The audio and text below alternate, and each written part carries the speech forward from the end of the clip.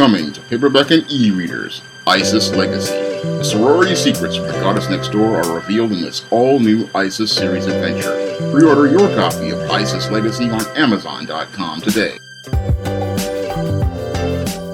On the same day, the U.S. Supreme Court declined to hear Pennsylvania prosecutor Kevin Steele's petition to get the 2018 sexual assault conviction against Bill Cosby reinstated. The documentary series Secrets of Playboy had an entire episode making allegations against Mr. Cosby. And on that episode, former Playboy employee P.J. Moston claims that Mr. Cosby sexually violated and sodomized her while she was working for Playboy Enterprises in Chicago. Now, according to Ms. Moston, she says she woke up in bed naked and looked to her left, and Mr. Cosby was sleeping next to her. And she says as she got out of bed to collect her clothes, she found blood coming down her leg because she had been sodomized, and blood was dripping on the floor. And she says she put her clothes on even though there was a lot of blood, and it dripped all the way out into the lobby of the hotel. Now, in the aftermath of this alleged assault, your P.J. Moston claimed that she got a card sent to him after the alleged violation that, along with a 4-foot ficus tree saying stay healthy mentally and stay in charge of herself. And she says that this was really crazy, but what's really crazy is this story, because this story really makes no logical sense. Now, I question the timing of this story, and while I know that your show, Secrets of Playboy, was taped months in advance, I find the timing of this episode to be quite interesting because it comes just after the U.S. Supreme Court declined to hear this case. And it shows me how the mainstream media is continuing its campaign against Bill Cosby to try his case in the court of public opinion, even though they lost their case in the Pennsylvania Supreme Court and lost their case in the U.S. Supreme Court and cannot prove any sort of criminal wrongdoing against Mr. Cosby. Now, when I hear your P.J. Moston's story, it really does not have a ring of truth to it, because when I hear her story, it sounds like something someone on the casting couch would tell if they were trying to revise history, because a lot of these women who were a part of the casting couch, a lot of them participated in sexual encounters with celebrities, and when things did not go the way they wanted and they didn't get to advance their career in any way, shape, or form, a lot of these women start changing their stories because they can't live with themselves and they can't live with the behaviors they participated in. They don't really want people to know that they went out here and willfully participated in these deviant sex acts, so they go out here and change their story to make it like this person did something to them when these people were active participants. Because when I listen to the details of P.J. Moston's story, they really don't add up. She says that she woke up in bed naked and had blood dripping down her leg, and she says there was a lot of blood on the floor, but most hotels have carpet on their floors, and you would think that blood would be dripping into the carpet, and it would be leaving a stain that people would know about. And she says she put on her clothes and there was still a lot of blood, and it dripped all the way out into the hotel lobby. And you would also think that if this woman was in a hotel lobby, there would be a staff member at the front desk who would notice this woman with blood on her leg, and they would, one, ask a question about what happened to her, and two, you would think that they would have contacted the police, because if a hotel staff member saw a white woman with a black man in the 1970s, you would think they would go out here and contact law enforcement, because we know that whenever people see a white woman with a black man and something is going on, they're going to be extra vigilant in those situations. So that's where the details of her story fall apart, because if this man had done something to her, again, you would think somebody would have noticed and contacted the police before she went to go out here and allegedly go out here and report this assault. But that, like she claims, but Hugh Hefner, she says, allegedly told her she would be fired for making such a fuss. But I don't really believe she would have been fired by Hugh Hefner, because I think Hugh Hefner would want to go out here and have somebody who did this prosecuted. But when I listen to her story, a lot of the details seem very similar to the claims that she made against Don Cornelius. Now, I find it, interesting that your PJ Moston went out of her way to make these claims against Don Cornelius, and many of the same details are in the Cornelius story that she presents in the Cosby story. And I find it more interesting that she would participate in the cover-up as related to Don Cornelius, but then she would go out here and say, oh, I wanted to file a claim against Bill Cosby. This inconsistency in her actions really shows how these stories really don't add up. You're going to go out here and help cover up a case with Don Cornelius, but then you're going to look to file a claim against Bill Cosby.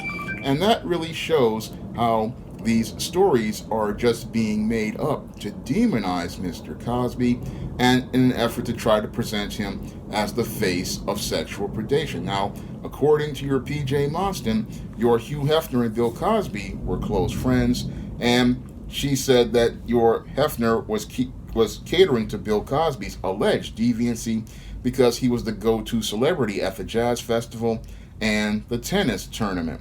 And that really, again, doesn't add up to me as related to Bill Cosby, because if he's a known sexual predator, you would think that Hugh Hefner would not want to have this man on the premises of Playboy Enterprise, because in the 1970s, pornography was considered to be a very controversial subject and subject matter, and this kind of scandal would possibly lead to the end of Playboy being published. So you would think that your Hugh Hefner would not want this story to be out here covered up. You would think he would want to bring this man to justice, because Bill Cosby wasn't that much of a prominent celebrity at the time, and he did not have that much influence, and your Hugh Hefner even himself didn't have that much influence, because pornography in the 70s and the 80s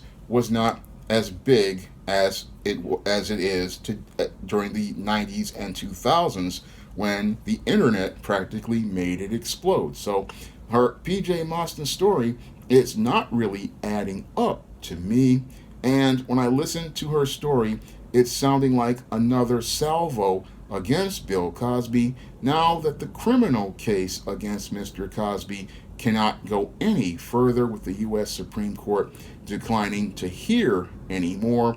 What it's looking like to me is there are those in the mainstream media continuing to try the case of Bill Cosby in the court of public opinion as they wage the next salvo in this war in an effort to try to go after Mr. Cosby's assets in civil trials. Because the next campaign that it looks like they're trying to wage is one where these women try to make their claims in civil court, where it's not based on the innocent until proven guilty and reasonable doubt standard of law, but it's based on the standard of preponderance of the evidence. But even in the case of preponderance of the evidence, many of these women really don't have many claims, because they did not preserve any sort of evidence, and the whole he said, she said is not really a strong legal standard to make any sort of civil claim. So a lot of these women, they're making these claims to get the last 15 seconds of the 15 minutes of fame that they had, and they're also looking to go out here and get a payday at some celebrity's expense, like Mr. Cosby, in the form of an out of court settlement. But when I listen to your PJ Moston's story, it really falls completely apart for me, because when I listen to her story, she says she woke up like naked and bleeding, and that really doesn't make much sense, because if this man had done all this stuff, you would think that you would be and you were bleeding, there would be a pool of blood in the bed. So that really is another detail that does not add up.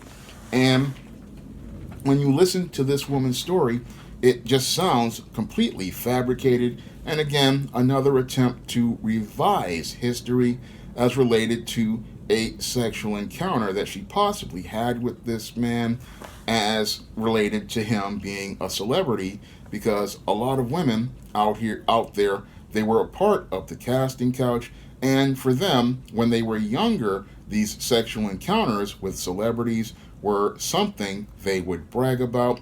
But now that they've gotten older and have to think about all of the ratchet behavior they participated in with celebrities like Bill Cosby, as related to having these casual sexual encounters with men like Bill Cosby, now they have to think about what they have done with these men, and they don't like the picture that is being painted of themselves. And because they don't like that picture that is being painted of themselves, what they do is try to change the story to make themselves out to be a victim. And as they change the story to make themselves to be a victim, what the mainstream media wants to do is take these revised stories and then make them out to be the stories to present your Bill Cosby as the image of sexual predation. And that story really, again, it just does not add up when you start to take a critical examination of the details. Because if this was the case, again, you would think that somebody would have gone out here and filed charges against Mr. Cosby back in the day, because again, Playboy was not that influential, and Mr. Cosby was not that big of a celebrity. And if this case had came out, he definitely possibly would have been convicted as related to a sex crime, especially against a white woman. And that would have been the end of Mr. Cosby, and that would have been the end of things back in the 70s or back in the 80s, because again, before 1984, your Bill Cosby was not very influential, and he was not a big wheel.